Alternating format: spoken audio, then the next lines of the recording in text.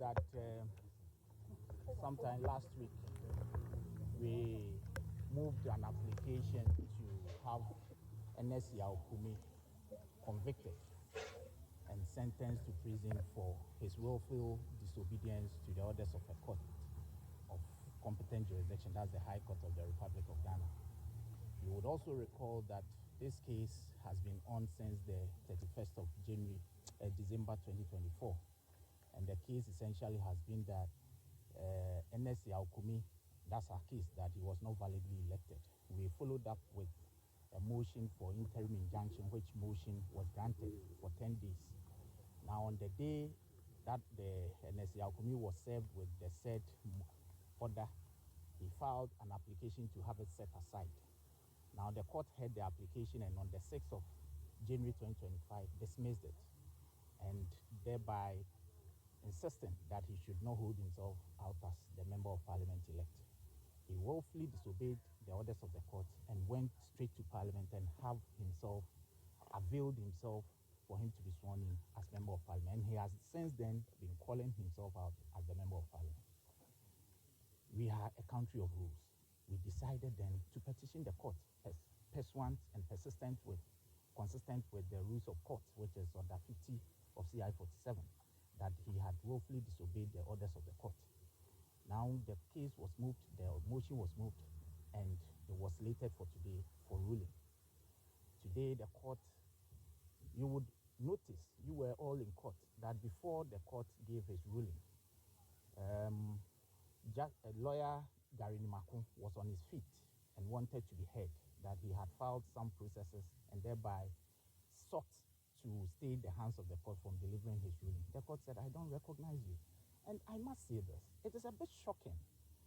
And we lawyers don't usually critique one another or each other. I mean, because we have been trained not to. But I'm a bit surprised that Mr. Gary Nimakun would rise in open court in a contempt case, which we all know, we've all been trained and are aware that contempt proceedings are different from, because the standard of proof is even different. It has a different case number. And so what Ernest Kumi should have done was to either file an appearance or bring his lawyer to file an appearance. An appearance is done, it's a document that you need to file. Or because it's a quasi-criminal matter, like anybody who has gone to steal a sheep or a fowl, you have to be present in court to purge yourself of the contempt. You don't send a lawyer who has filed nothing. And you would recall that since the inception of this case, Mr. Gary Nimakun has always been coming to court, and he hasn't even filed an appearance consistent with Order 9 of CI 47. And this is serious, but we await him, and we will meet him at the Supreme Court. That's a different matter.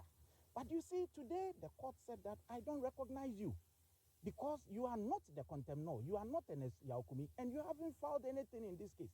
So who are you in the matter? So the court said, I won't even record you. And so that is why that arbitration happened, and then Gary had to be in his seat for the court to proceed.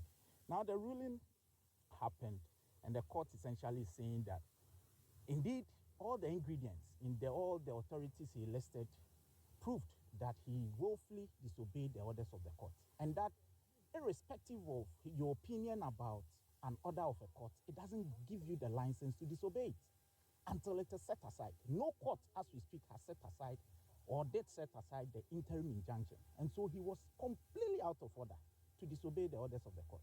And so the court said that when that happens, the law is clear.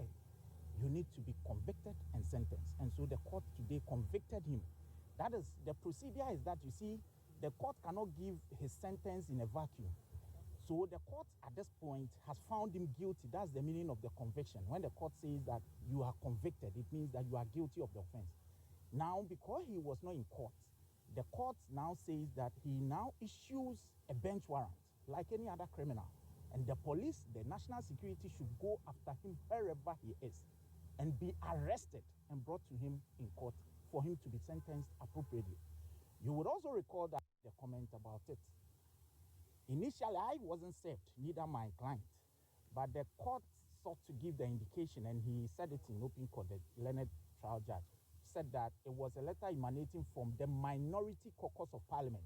And you would see the distinction. It's not from the Parliament of the Republic, because the Parliament is being run by the clerk to Parliament and the Speaker. The letter didn't emanate from the clerk. It came from their own caucus and said that he could not come to Parliament because he was undertaking some serious business. Now the court said he would not even entertain that letter, because if he did, it would amount to an inconsistency on his own part, because he has ruled that the gentleman cannot hold himself as a member of Parliament. So if he is in Parliament now and the letter emanates from the Parliament and says that he is busy conducting parliamentary duty, the court will not even look at it, because the court doesn't even recognize that he is indeed an legitimate elected member of Parliament. And so essentially that's what has happened. So as we speak, by close of today, the security forces are going to be alerted that they should arrest Ernest Kumi and bring him to the court, the High Court of the Republic of Ghana, for his sentence. It is then that the court would pronounce his sentence on him. But at the moment, he is a convict. The court has duly convicted him, and the conviction essentially means that he has been found guilty of contempt of the High Court of the Republic of Ghana.